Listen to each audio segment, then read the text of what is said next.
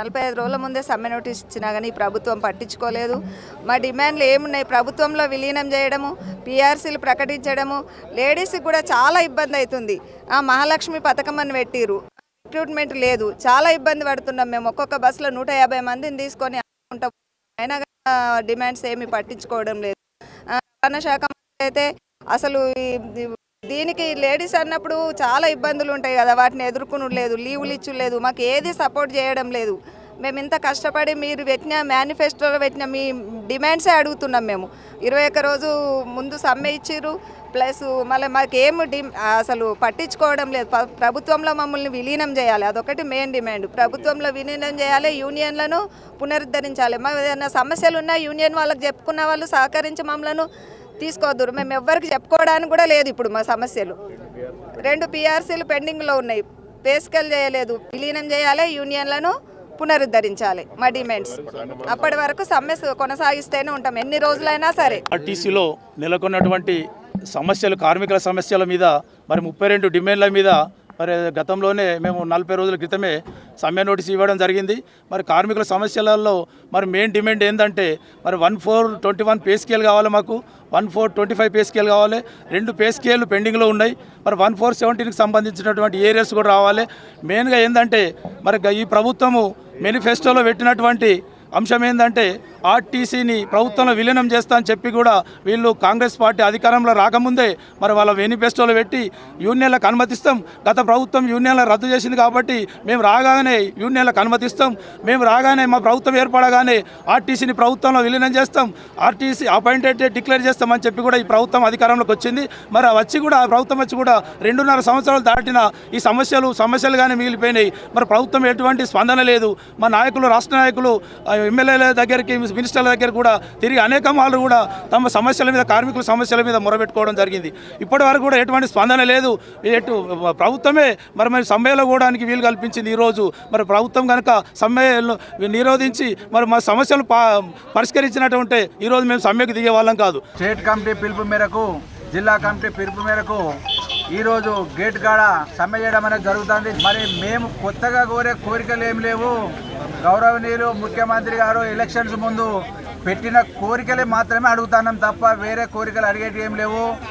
ప్రభుత్వంలో విలీనం చేయాలి, 2వది యూనియన్లు ఇవ్వాలి, 3వది పే స్కేల్ ఇచ్చేది ఉంది, పే స్కేల్ ఇవ్వాలి. మరి మాకు సమ్మెకు పోవాలన్న అభ్యంతరం లేదు. సమ్మెకు అనేది నెట్టడం, రోడ్డెక్కియడం జరిగింది. ప్రభుత్వం విఫలమే. ప్రభుత్వం చేయబట్టే ఈరోజు సమ్మెకు దిగడం జరిగింది. ఎందుకంటే 40 రోజుల కింద సమ్మె నోటీస్ ఇస్తే నిన్న సాయంత్రం 5 గంటలకు పిలిచి ఏదో నామక వాచో గంట సేపు కూర్చుండి ఎక్కడి మంత్రులు అక్కడ వెళ్ళిపోవడం జరిగింది. దానికి అనుసరించి ఈసారి ఉదయం పొద్దున 3 గంటల నుంచే రోడ్ ఎక్కడం జరిగింది.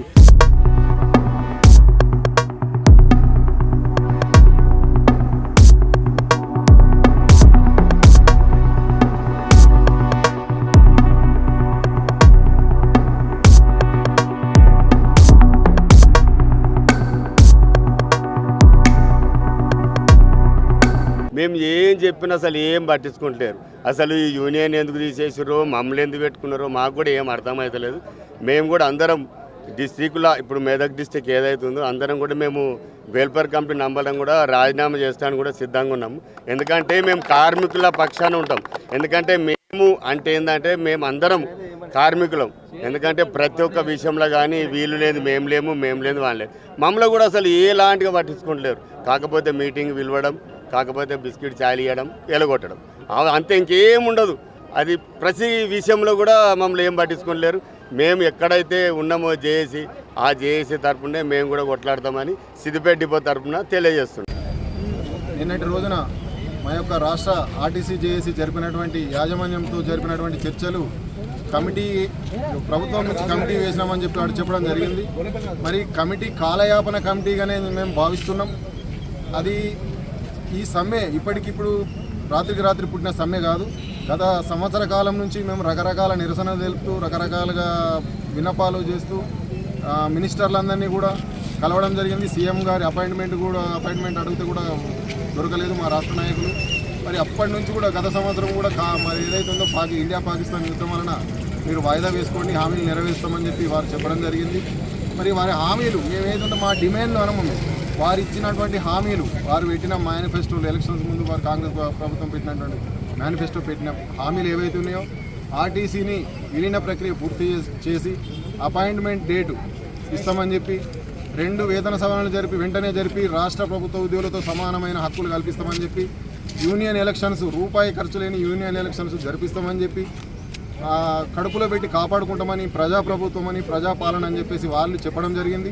మరి వారికి మేము కట్టుబడి ఉండి మరి మొదటి స్కీమ్ వారు ఇచ్చినటువంటి హామీలో భాగంగా మహాలక్ష్మి స్కీమ్ పెడితే 48 గంటలలో పెట్టి దాన్ని దిగ్విజయంగా అమలు చేసిన ఘనత మా ఆర్టీసీ కార్మికులకే దక్కింది. మరి మిగతా స్కీములు మాలాంటి స్కీమ్ మాది విజయవంతమైనంతగా మరి ఏ స్కీమ్ కూడా విజయవంతం కాలే. మరి మా కృషిని వాళ్ళు గుర్తించి మా యొక్క హామీలను నెరవేర్చాలని చెప్పేసి మేము కోరడం జరిగింది. మరి అటు యాజమాన్యం నుంచి కానీ ఇటు ప్రభుత్వం నుంచి కానీ ఎలాంటి స్పందన లేదు. మరి గత ప్రభుత్వంలోనే ఈ ప్రభుత్వ విలీన ప్రక్రియ 90-95% పూర్తయింది. గెజిట్ విడుదల కావడం జరిగింది, గవర్నర్ ఆమోదం పొందడం జరిగింది. కేవలం అపాయింటెడ్ డేట్ ప్రకటిస్తే సరిపోతుంది. కానీ దీని యాజమాన్యం కానీ ప్రభుత్వం కానీ కమిటీ అని చెప్పేసి మళ్ళీ కాలయాపన 30 నెలలు గడిచినా మళ్ళీ కాలయాపనకు ప్రయత్నిస్తున్నారు. మరి ఇలాంటి చర్యలు మానుకొని మా రాష్ట్ర నాయకత్వాన్ని చర్చలకు పిలిచి మా యొక్క సమస్యలు పరిష్కరిస్తారని చెప్పి మేము ఆశిస్తున్నాం. రాష్ట్ర జేఏసీ పిలుపు మేరకు రాష్ట్ర వ్యాప్తంగా ఆర్టీసీ సమ్మె జరుగుతూ ఉన్నది. ఏదైతే కాంగ్రెస్ పార్టీ అధికారంలో రావడానికి తన మేనిఫెస్టోలో ఏదైతే చెప్పిందో మేము అధికారంలోకి వస్తే ఆర్టీసీని ప్రభుత్వంలో విలీనం చేస్తాం, మీకు అన్ని రకాలైనటువంటి ఆర్థిక వెసులుబాట్లు చేస్తాం, కొత్త బస్సులు కొనుగోలు చేస్తాం, అన్ని పల్లెలకు బస్సులు వేస్తాం, అందరి కార్మికులను కూడా కలుపులో పెట్టుకొని చూసుకుంటాం, మీ యూనియన్లను పునరుద్ధరిస్తాం, ఎన్నికలు పెడతాం, ఇలాంటి హామీలు ఏదైతే ఇచ్చి ఉన్నారో ఆ నమ్మి ఇవాళ మేము ప్రభుత్వాన్ని కార్మికులుగా తెలంగాణ పౌరులుగా అందరం కూడా విపరీతంగా ప్రచారం చేసి ప్రభుత్వాన్ని అధికారం తీసుకొచ్చి ఇవాళ మాకు సమస్యలు పరిష్కరిస్తారని వేడి చేస్తే గత 2.5 సంవత్సరాల నుంచి కూడా సమస్యల మీద కాలయాపన చేస్తూ పరిష్కరించక జేఏసీ సమ్మె నోటీస్ ఇచ్చినా కూడా ఆ సమ్మె నోటీస్ మీద స్పందించక నిర్లక్ష్యంగా వ్యవహరించినందుకు కానీ ఇవాళ మన సమ్మెకు పోవాల్సిన పరిస్థితి ఏర్పడ్డది.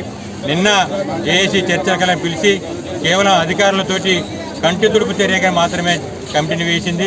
దాంట్లో ఎలాంటి చిత్తశుద్ధి లేదు. అంటే ఈ ప్రభుత్వానికి చిత్తశుద్ధి లేదనే ఉద్దేశంతో కావాలని కార్మికులను ఏం చేస్తారో చూద్దాం, సమ్మెకు పోతే పోనీ అంటే విధిలేని పరిస్థితులలో ఇవాళ జేఏసీ సమ్మెకు వెళ్ళడం జరిగింది. సమ్మె మీరు ఇచ్చినటువంటి హామీలు మేము కొత్తగా కోరేది ఏమీ లేదు. మీరు మేనిఫెస్టోలో పెట్టినటువంటి అంశాలు ఏదైతే ఉన్నదో ఆర్టీసీ కార్మికులుగా మీరు ఇచ్చిన హామీలు ఏవైతే ఉన్నాయో అవే అమలు చేయాలని కోరుతామన్నాం. ఇవాళ కాదు, గత 2 సంవత్సరాలుగా 2 నెలలుగా ప్రతి వేదిక మీద ప్రతి స్టేజ్ మీద కోరుతామన్నాం.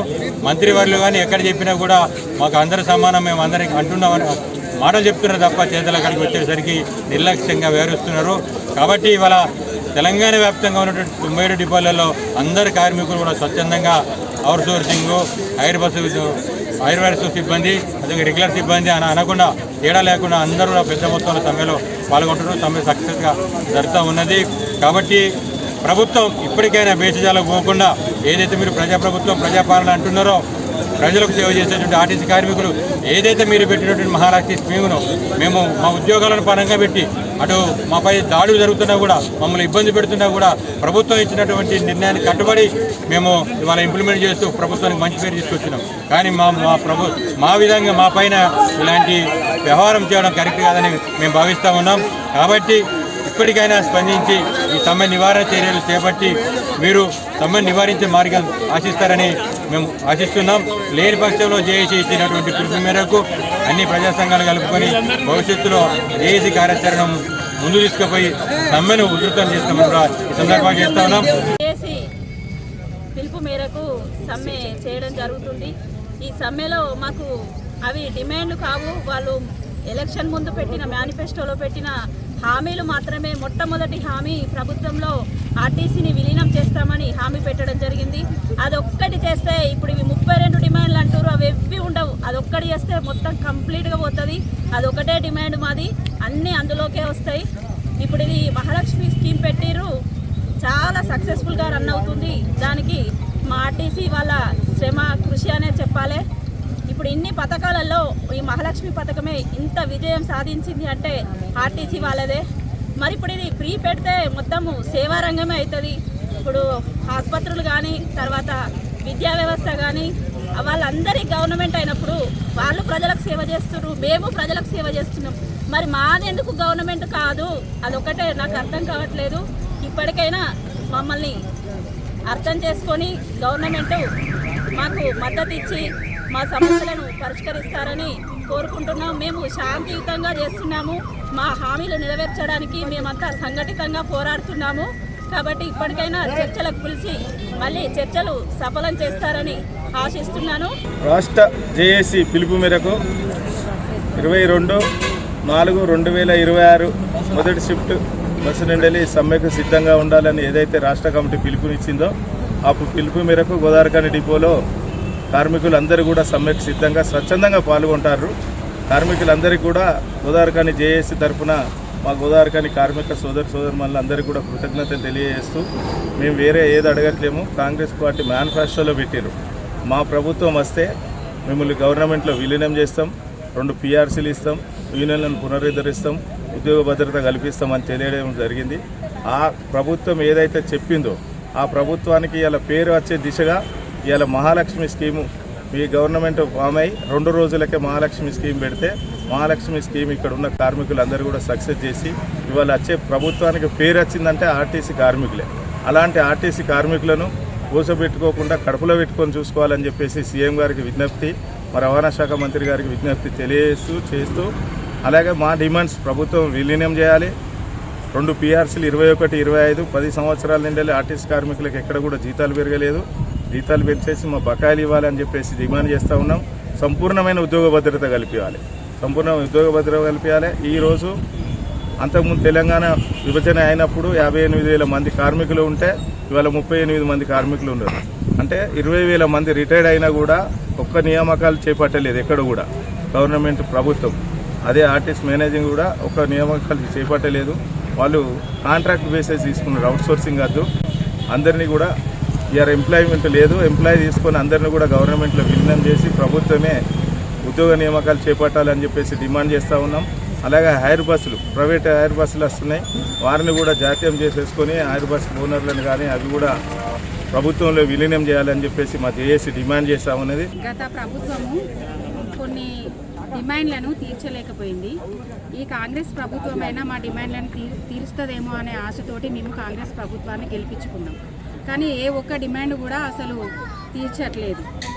అందులో ఫస్ట్ మెయిన్ ఇంపార్టెంట్ ఏంటిదంటే మాకు ఉద్యోగ భద్రత, ప్రభుత్వంలో విలీనం, ఇంకా యూనియన్ అనేది ఖచ్చితంగా మాకు అవసరం. ఈ విధంగా చాలా 32 డిమాండ్స్ కూడా మాకు ఉన్నాయి. అందులో మెయిన్ అంటే ఇవే 3 PRC కూడా మాకు ఖచ్చితంగా కావాలి. మాకు చెల్లించాల్సిన బకాయిలు అనేటిది మాకు చెల్లించాలి. మేమందరం కూడా స్వచ్ఛందంగా ఎవరికి వాళ్ళమే, అసలు వెనుక నుండి మాకంటూ ఏది లేకుండానే మా స్వచ్ఛందంగా మేమే సమ్మెలోకి దిగినాం.